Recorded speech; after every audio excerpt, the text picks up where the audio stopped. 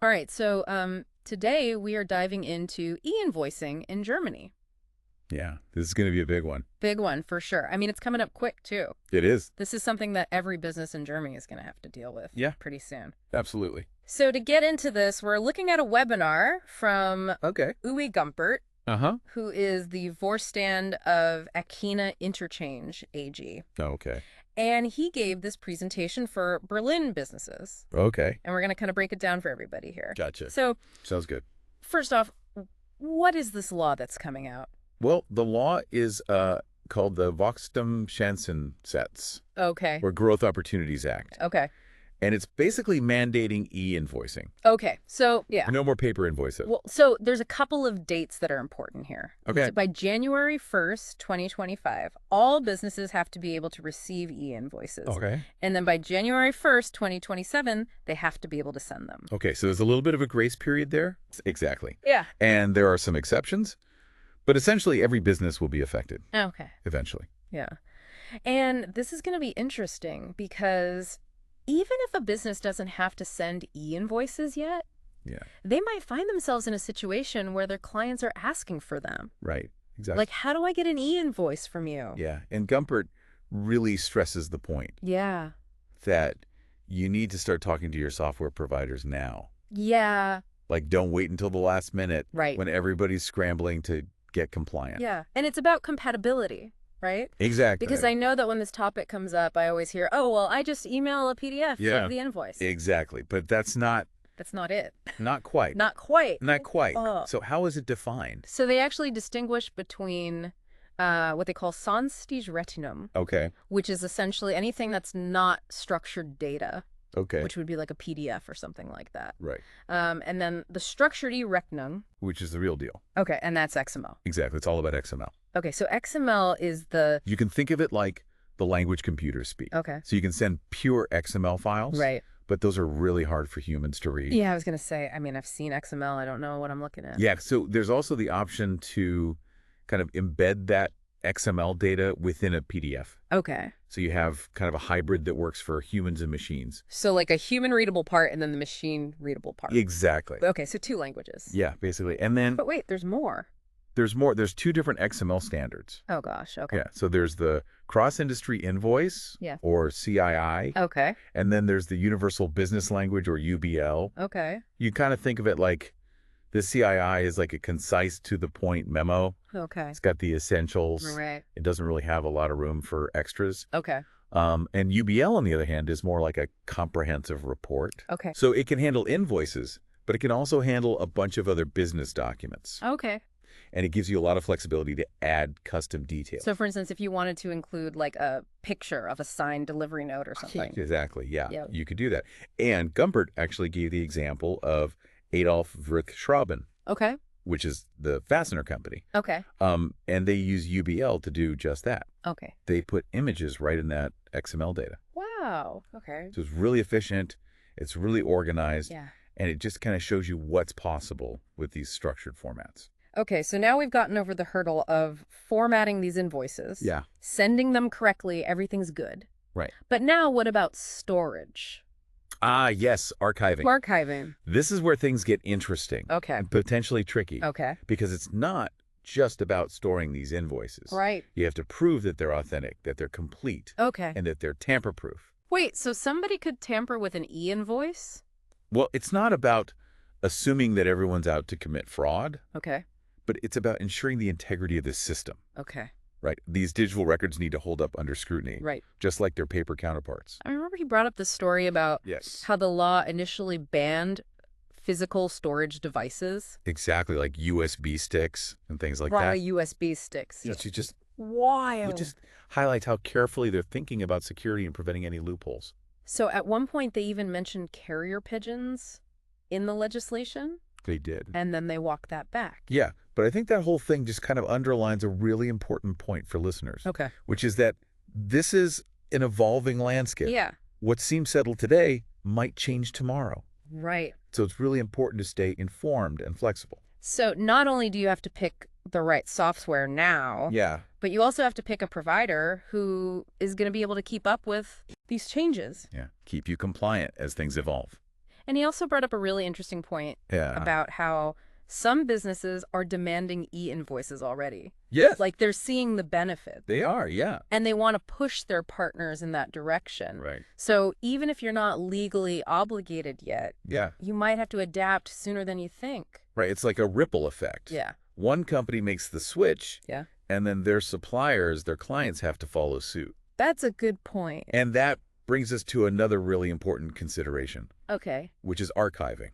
Okay. So Gumpert was very clear that just saving those XML files on your computer is not enough. So it's not just dragging and dropping into a folder? No, you need a system that can actually prove those invoices are authentic, that they're complete, Okay. and that they're tamper-proof. So what does that even look like? Well, it's about meeting those three requirements we talked about before: authenticity, completeness, and immutability.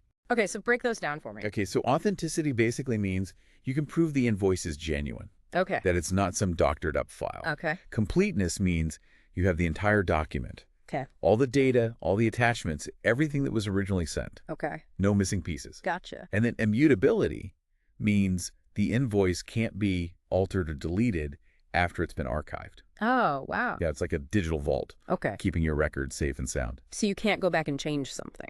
Right, exactly. Okay. You need a really solid system Okay. to ensure all of that. Okay, so we're back.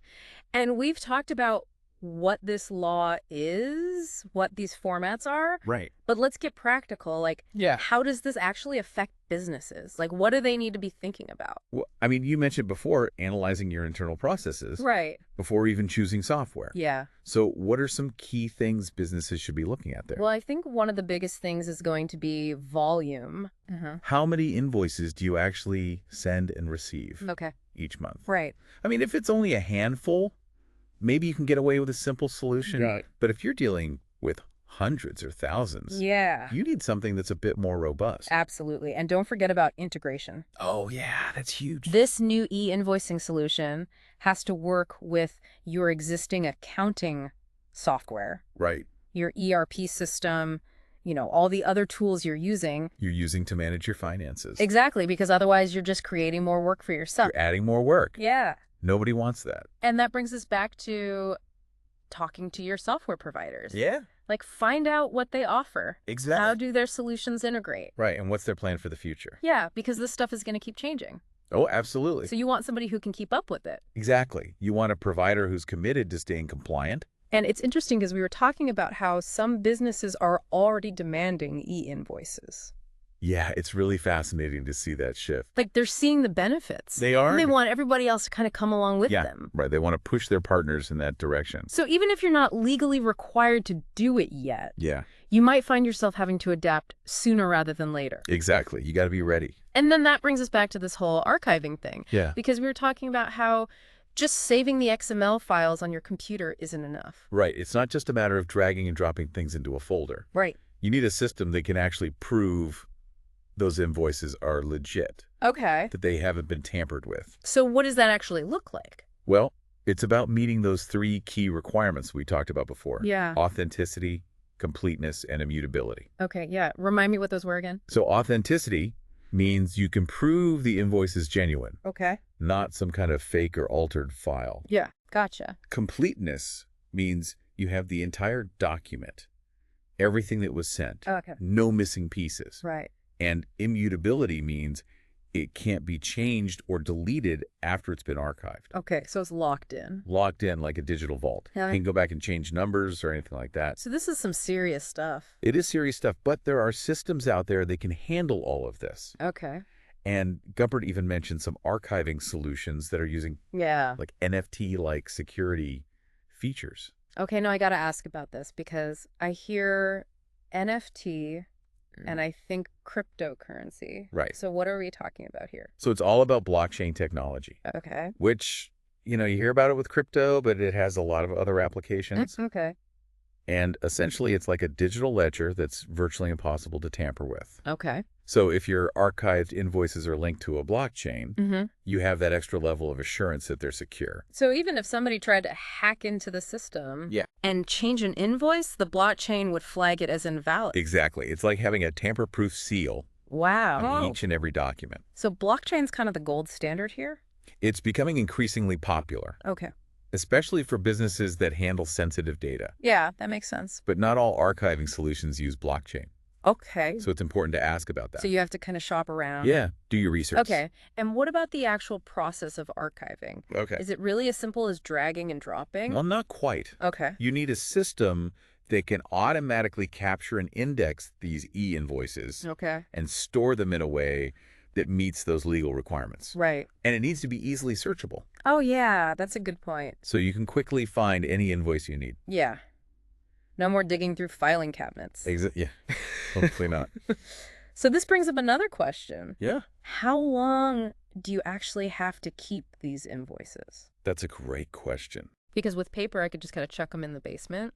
Right. Well, with the digital archiving, it's a bit more complex. Okay. The legal requirements can vary depending on the type of document and the industry. Okay. So it's crucial to do your research and make sure your system is set up to comply with those regulations. So what's the first step here? Like, where do I even start with this archiving stuff? I mean, as we've been saying, talk to your software providers. Right. See what archiving features they have built into their e-invoicing solutions. Okay.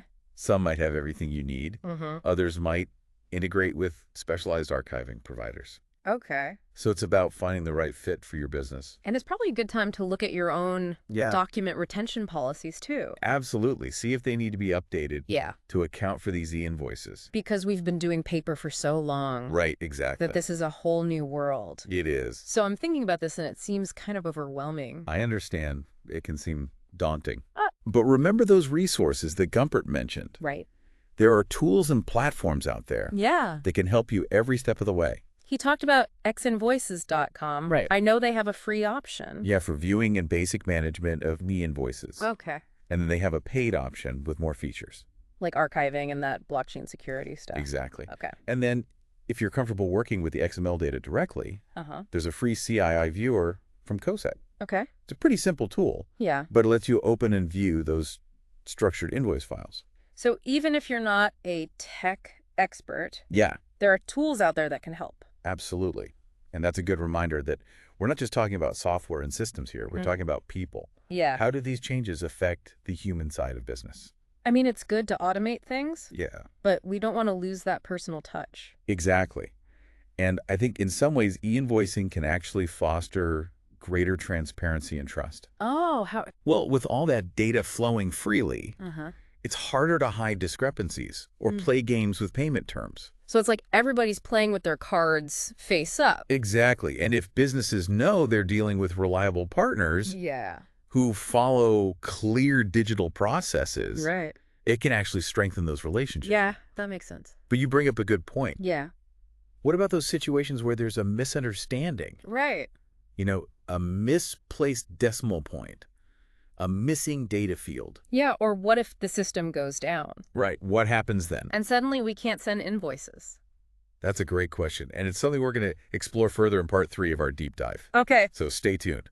All right, so we're going to talk about risk next. Exactly. Okay. We'll delve into the potential vulnerabilities Okay. of this brave new world of e-invoicing. Sounds good.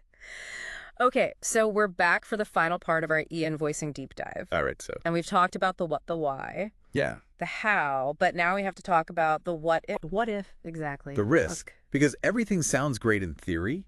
it does. Streamlined processes, efficiency. Yeah. Less paper. But what happens when things go wrong? Right. What are the vulnerabilities here? Yeah. So last time I left everybody with this question about Yeah. what happens if there's a major cyber attack Mm-hmm. or a power outage, Right. something that disrupts the flow of these digital invoices. Well, I think it's a scenario that we can't ignore Yeah. because businesses are becoming increasingly interconnected. Yeah. And that interconnectivity, while it has a lot of benefits, Right. also creates vulnerabilities. It's like a chain. Exactly. If one link breaks. The whole system can be affected. So how do we strengthen those links? Well, I think first and foremost, it's about having a backup plan. Okay. You know, don't put all your eggs in the digital basket. So even though we're going paperless, Yeah. still have some paper around just in case Well, or at least have a parallel system.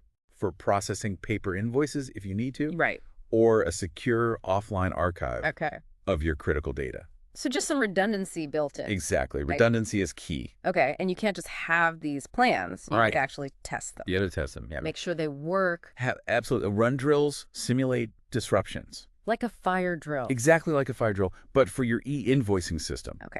But beyond those practical steps, Yeah. are there bigger picture things we should be thinking about? Absolutely. Yep. I mean, one of the biggest ones is cybersecurity. Okay. As we move more data online, Right. we become bigger targets for hackers. Cyber criminals, all that. Exactly. So investing in robust cybersecurity measures is essential. And this isn't just about having a strong password. No, it goes way beyond that. This is the whole package. Firewalls, intrusion detection systems, encryption, you name it. And it's not just about protecting your own systems. It's Wow. about making sure your partner, Your suppliers, anyone you're exchanging data with. they have their act together too. Exactly. Remember that chain analogy. Yeah. A weak link anywhere can compromise the whole system. So due diligence is really important. It is. You can't just assume everybody's got it covered. Right.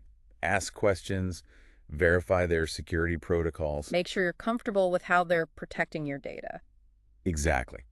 And that brings us to another crucial aspect, data integrity. Okay.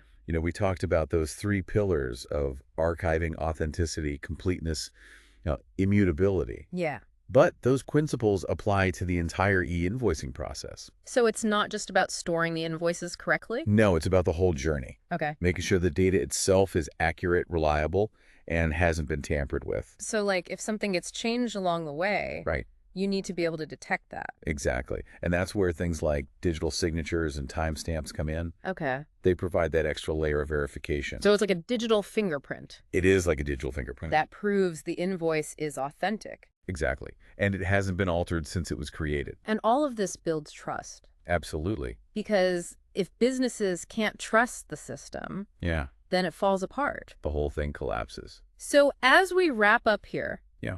what are the key takeaways for our listeners? Well, I think it comes down to a few main points. Okay. Embrace the opportunity. E-invoicing has the potential to really improve your business. Yeah.